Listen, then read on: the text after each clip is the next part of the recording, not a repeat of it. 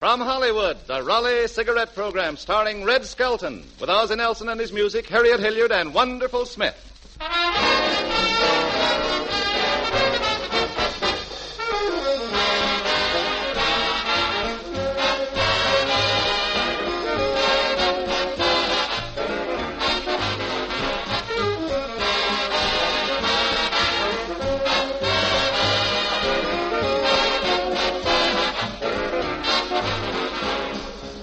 Smokers, the old phrase, seeing is believing, is especially true in judging which cigarette is best.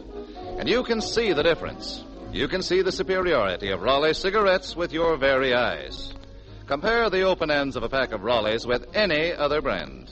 You'll see that the tobacco in Raleighs is brighter, unmistakably more golden in color. Experts will tell you these golden tobaccos are choicer, more expensive, more sought after by professional tobacco buyers. And into the exclusive Raleigh blend go 31 of these superior golden tobaccos, each selected for the distinctive flavor it contributes. No other cigarette is blended with more care. No other cigarette gives you Raleigh's richness, smoothness, mildness. Raleigh cigarettes give you valuable coupons, too, redeemable for over 70 luxury premiums, including United States Defense stamps. Look into Raleigh's, ladies and gentlemen. Your own eyes will give you proof beyond a dispute that it pays in many ways to get the pack with a coupon on the back. Raleigh cigarettes.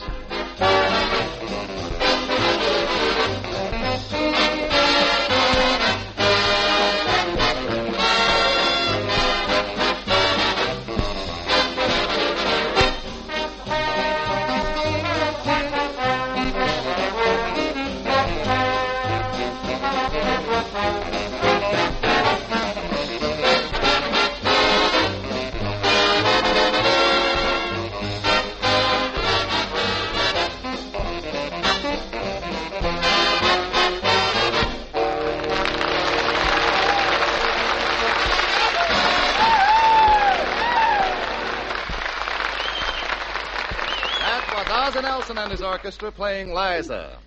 And now we bring you Metro-Goldwyn-Mayer's newest young comedian, the star of our show, Red Skelton.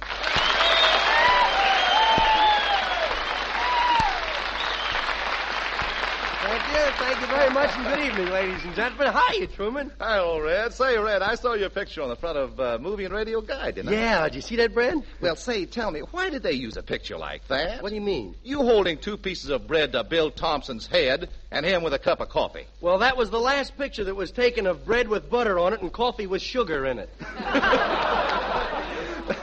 Well, say, Red, I'm having a little trouble with this new daylight savings. Yeah? Yeah, tell me, did you remember to set your clock ahead? Yeah, I set the clock ahead all right, but I'm having a tough time setting myself ahead.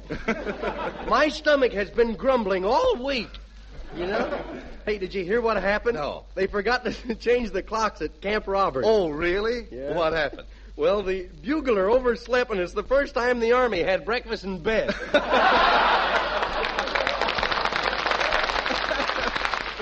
You know, Red, the government says by setting the time ahead, we'll save 500,000 kilowatt hours of electricity. Oh, yeah? Well, all I know is I got my bill today, and it went up 60 cents.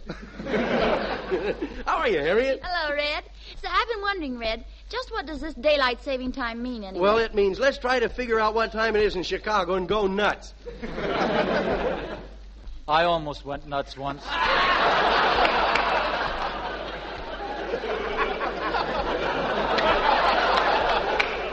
You did, Ozzie? How was that, huh? Well, I still haven't figured out whether to put the clock forward or backward. Well, that depends on whether you're coming or going. I haven't figured that out either.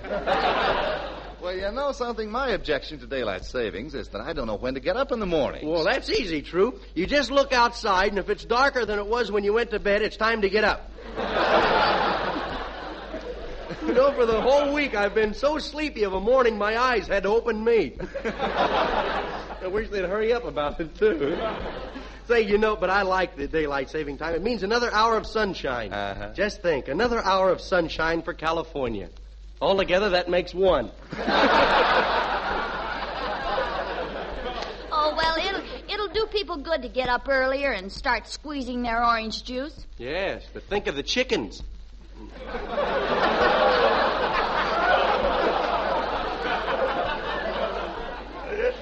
I laid a big egg once.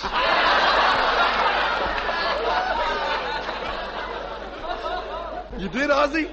Yeah, it was at a party. They laughed when I sat down at the piano. What was the matter? No talent? No stool.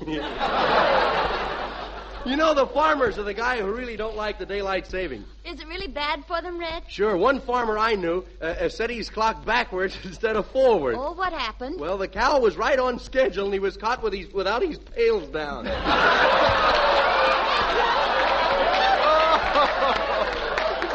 I was almost caught, too. Say, Red, do you know what this longer day is going to mean to California motorists? Yeah, an extra hour to run down pedestrians. Well, there's been no accident on Hollywood Boulevard since the new time started. Well, that's only natural, Harriet. The drivers are too sleepy to open their eyes and aim.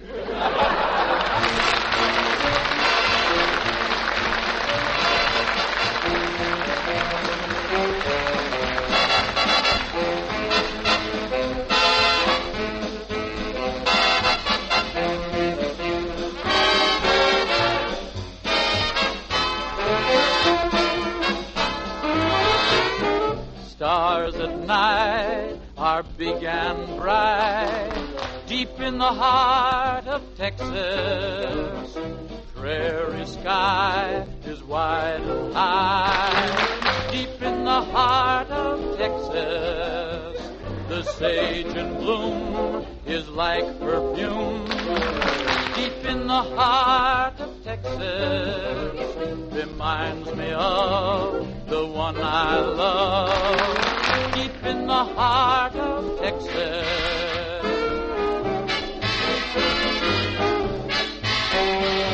The coyotes wail along the trail, deep in the heart of Texas. The rabbits rush around the brush, deep in the heart of Texas. The cowboys cry, ki-yip-pe-yi, deep in the heart of Texas. The dogies bawl and bawl and bawl, deep in the heart of Texas. Now here's a big Texan here. Let's all listen to what he has to say. If I had the dough, there's just one place I'd go. To Minneapolis, Minnesota, with songs and jokes and fine Swedish folks. In Minneapolis, Minnesota, with my Olga sweet and fair, I hope she's waiting there. In Minneapolis, Minnesota, it's wonderful, and how I think I'll go there now. To Minneapolis, Minnesota.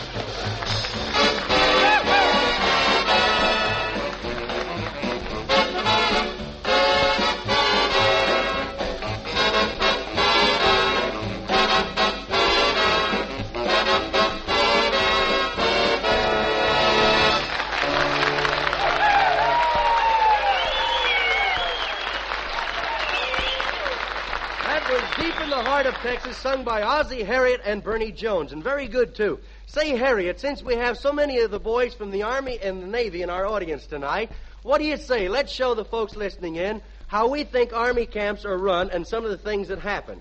First, we have the tough sergeant from Texas, Sergeant Deadeye, who's just waking up.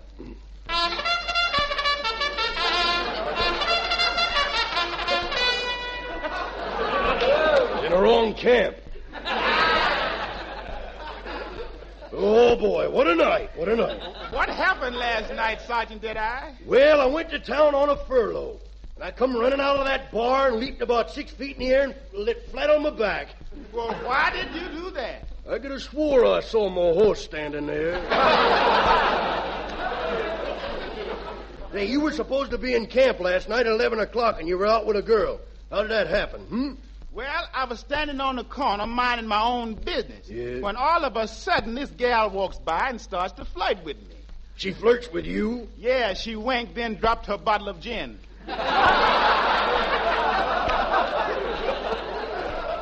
Hello, Sergeant. Sorry I'm late. Well, Private old Reuben, button your coat, will you? Button me me, Court. You must have been listening to Fibber McGee, too. Sergeant, I'm sorry I'm late. My grandmother came to see me, and I just had to say goodbye. Yeah? You know my poor old white-haired grandmother. Yeah. We'll wipe the lipstick off and get in line. Say, Private Reuben, you're supposed to be with the mechanized division. Can you take a motor apart? Oh, better than that, sir. I once took apart the Chattanooga Choo-Choo. You took the Chattanooga Choo-Choo apart? Did you put it together again? I say, did you put it together again? Answer me, will you? Well, if you want to go anywhere, you better take the Glendale bus. Well, it's about time for inspections, boys. Hey, Sergeant Detta, I can't find my gun. Well, it must be around here somewhere. I found it. Now, help me find my eyebrows, will you? All right, attention, men. Hey, wonderful. Stick out your chest and pull in your stomach. I can't, sir. You see my pants. Say, pull in your stomach. Yes, sir. Mighty pretty shorts you're wearing.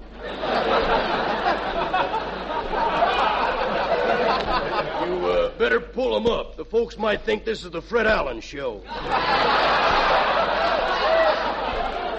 Say, does your feet hurt? No, sir. Then what'd you cut the toes out of your shoes for? I didn't. I spilled a cup of GI coffee on my foot.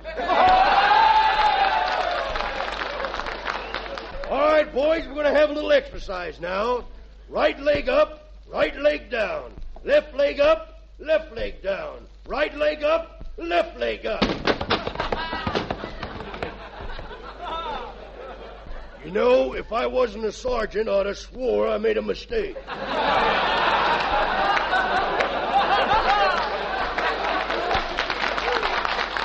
Look, Smith, before you go on sentry duty tonight, I want you to turn down my bed and haul that trash away and rinse out a few things for me, will you? This is a two-man army. MacArthur and me doing all the work.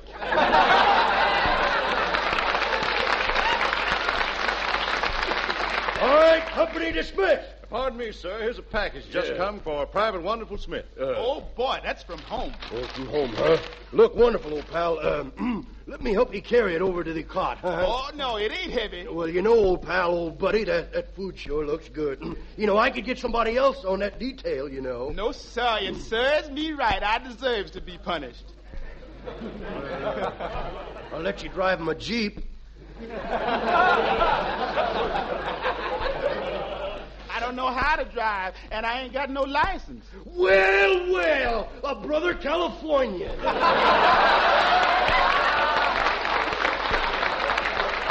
Now, look, you half-baked lug, you give me a bite of that home cooking or I'll beat you over the head with your head.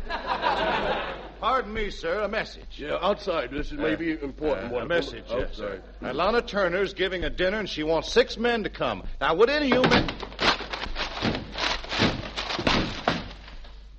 Gee, Sarge, why'd they get so excited about Lana Turner, huh? I don't know. I guess she's a good cook.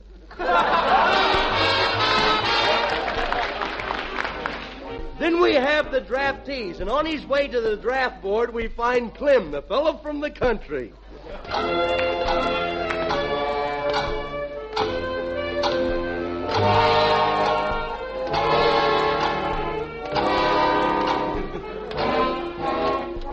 Well, here I am on my way to the draft board. There's something about a soldier. There's something about a soldier. There's something about a soldier.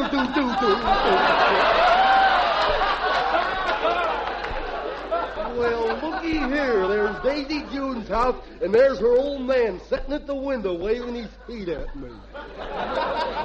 I'll knock on the door. Hello? Hey! Hello? Hey! One of us is getting in a rut. Hey, Grandpa Gulp. This is Clem. Is Daisy June home? Yeah, but you'll have to wait. She's milking the cow. Oh, I'd like to see her. Where's she milking the cow? Where is she milking the cow? Yeah, where? Ain't you never seen a cow? Hey, Clem, where are you going that you're wearing shoes? Well, I'm going down to the draft board, Gramp, and stop ad-libbing. You used to be a soldier, didn't you? Yep, Clem. Tell you what you do. Let me show you a few things, and when they see how smart you are, why, they'll make you officer. They will. Yes, sir. Come right over here, and I'll show you how to drill. All right. Attention! Forward march! What happened? I started off with both feet at the same time. Well, forget that. Now I'll show you how to do about face. Yep. First, you put one foot to the back of you. Yep. Then you turn on the ball of the t'other foot. Yep. Ready? Yep, I'm ready. Okay. Belt feet! Ooh. What's the matter? Why didn't you tell me I had to turn my neck, too? Hey, where is Daisy June? How long does it take her to milk a cow, anyhow? Oh, plumb forgot. She's down at the village helping examine the boys' draft board. Okay, I'll see you later.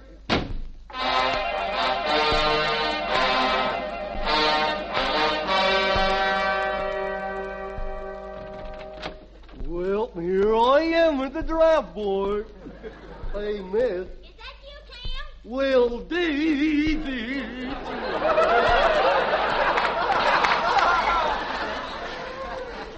Is that you, Clem? Yeah, who do you think?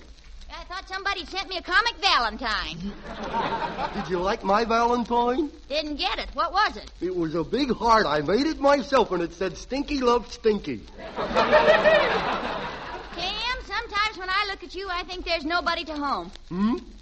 I said with you, there was nobody home. That's all right. I'll tell him when he comes in.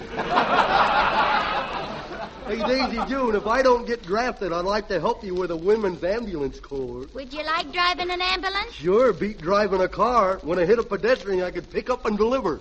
Well, I better start your examination. Clem, here, stretch out on the ground. Stretch out on the ground? Yes. What are you going to do, kick dirt over me? No, now, come on, lie down. Oh, First, take off your shirt. oh wait a Now minute. your jersey. Oh, no, take Now it. your vest. Oh, Now your windbreaker. well, I'll be. I thought I lost that windbreaker last summer.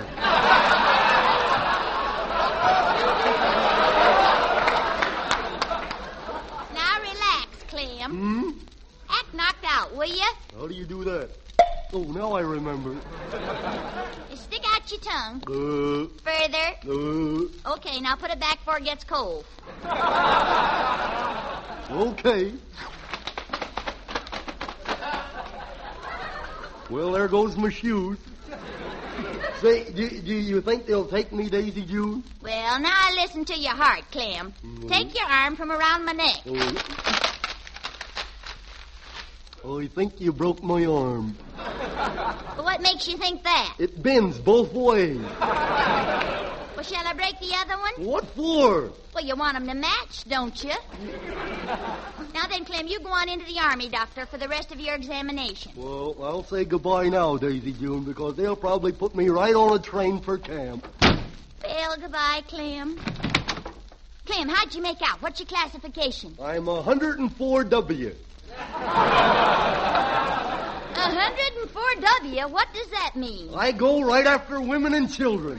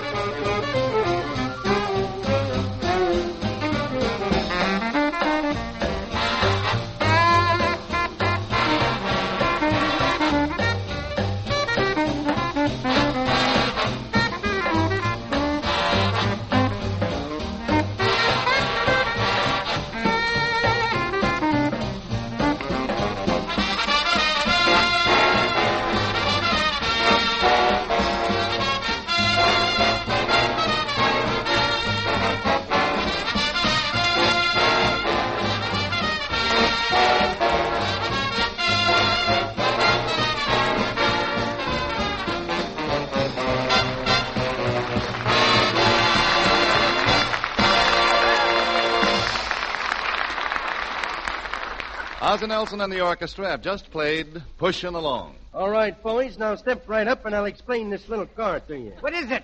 It's called a Jeep. A what? A Jeep. Jeep. Shall I get you some bite seat, Sergeant? Now, quiet, Corny, or I'll play beanbag with your bean. Now, if you were going to make a trip across rough country, which would you rather drive? One of these or a nice streamlined job? I'll take this Jeep because it's built for endurance. That's good, my boy. You show a good sense of value. Well, ladies and gentlemen, here's another test for your sense of values. Which would you rather have in your home? A beautiful bridge table or a lot of colorful advertising? Certainly, you'll choose the bridge table, and your judgment is 100% right. And that's why Raleigh Cigarettes advertise to you with premiums in respect to your good judgment and good taste.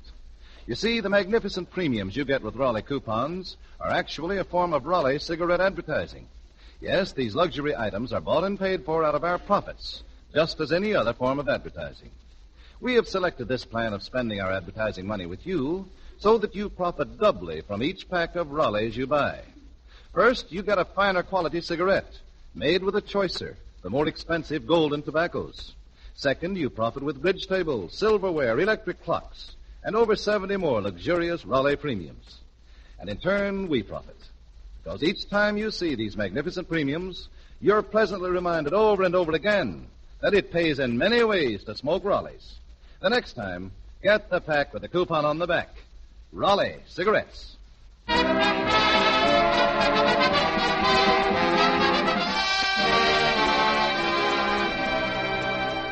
every Army camp, we have visiting day, and driving up to the entrance, we find a lady and her little boy. So, Harriet, you be my mother, and I'll be the mean old meanie, huh? Mommy, look, I had a soldier. Look at the stripes on me arm. You'll have stripes somewhere else if you aren't careful. Tom, Mommy, that is no time to start playing 20 mule team. Hey, Mommy, where's my BB gun? I want to play soldier. Oh, that darn BB gun. I'm sorry I bought it for you. Are you really sorry you bought my BB gun, Mommy? Yes, I am. I'll bet the streetlight people are sorrier. Oh, I thought we were having too many blackouts lately. Hey, watch me go over the top. Junior, you stop climbing over the seats of the car. You don't know the first thing about the Army. Oh. Well, we'll see. What do you know about Fort Sheridan? Fort Sheridan? Yes, why? Well, I knew you had but I didn't think they would build a fort around her. I'm talking about an Army camp, Junior. Look, I'll try again. What does KP mean? Oh, that's easy. That means keep 'em peeling. Oh, dear, you're as impossible as your father. Hey, Ma, was Papa in the last war? Yes, he was. He was attached to a French 75. He was attached to a French 75? Yes, what's wrong with that? Nothing. He liked them much younger now, though, don't he?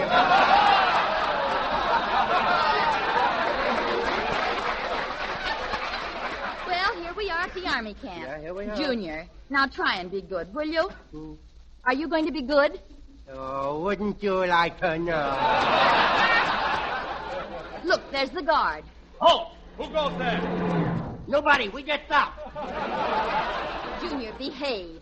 Oh, Sentry, my uncle is Major Gudmundson. Don't let her kid you, bub. We is Japs. Junior!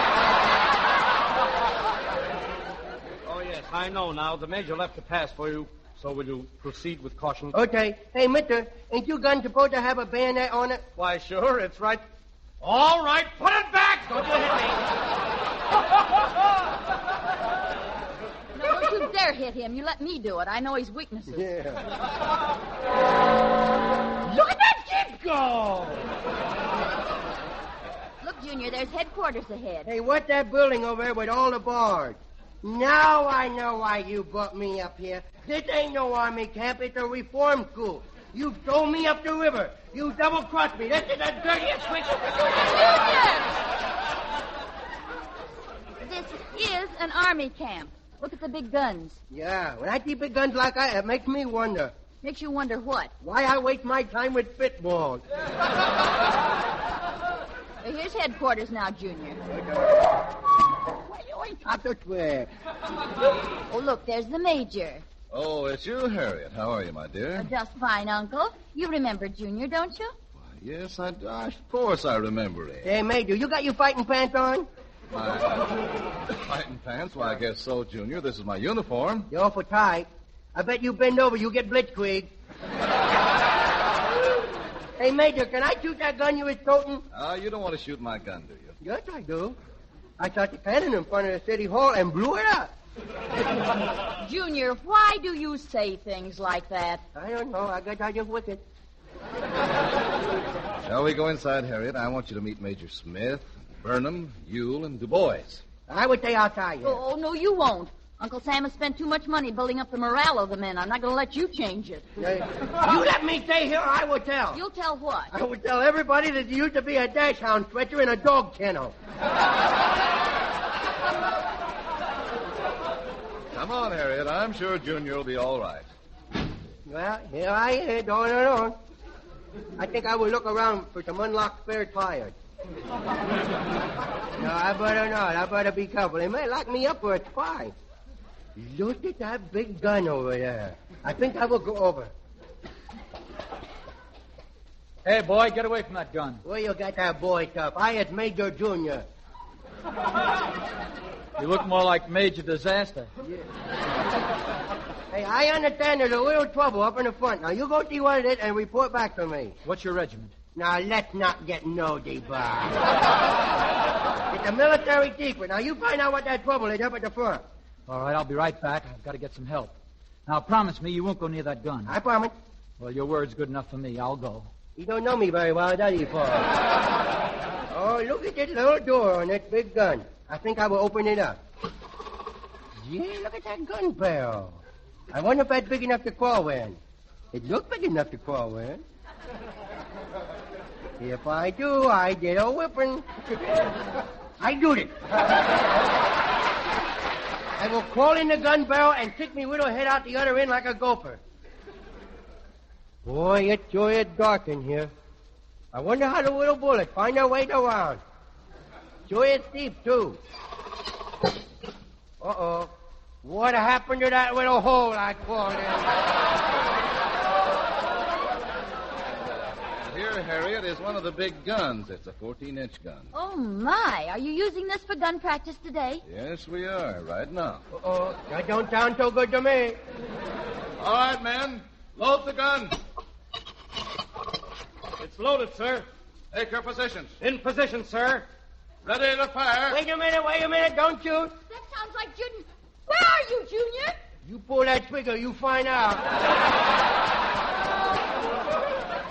Good heavens, what are you doing inside that gun? I could tell you, but it would only lead to bloodshed. You get out of there. Oh, boy, I never do that again, boy. I sure is scared, Mommy Doll. Go with me, Mommy Doll. Oh, don't you mommy doll me. You're going to get the whipping of your life. Bend over. Pardon me, Major Junior. I checked up on that trouble at the front. Yeah, well, you stick around, Bub, because now there's going to be a little trouble in the rear.